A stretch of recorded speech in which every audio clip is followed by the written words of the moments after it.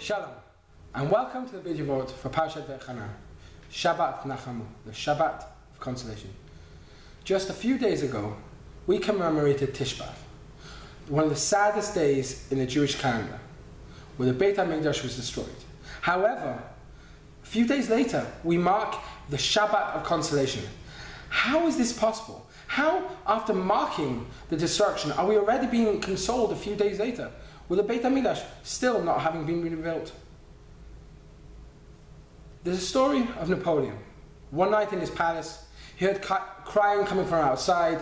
He asked his coachman to take him around the streets of Paris, and he saw Jew after Jew, shuls with crying coming out of them. He heard the cries, and he asked the Jew, "What's going on?" And the Jew answered, "We are mourning the destruction of our temple."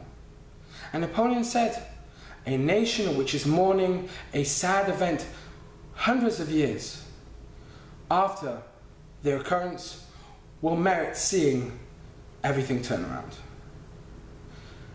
It's a very interesting message, and there are even sources which resonate with this. The Gemara in Pesachim tells us, "Gzera shamet yishtakach min halev." There's a decree that the dead person, someone who's died, will be forgotten from the heart. If we do not see importance to a dead person, he will be forgotten. If we really see not only a dead person, but an ideal as important, then it won't be forgotten. And this is how some people explain the occurrence with Rabbi Akiva. Rabbi Akiva standing at Har Tzufim looking down on Rabbi, and they see a fox coming out of the Holy of Holies. They see the Beit HaMikdash and its destruction. And all his fellow rabbis are crying. They're crying, the Beit HaMikdash has been destroyed. And he laughs. And they ask him, "Why are you laughing?" He said, "Because all the bad things have happened. I know all the good things will happen." But those that add, he wasn't just laughing because of that. He was laughing because his fellow rabbis were crying. He knew because his fellow rabbis were crying. And their descendants and his descendants would continue crying for generations.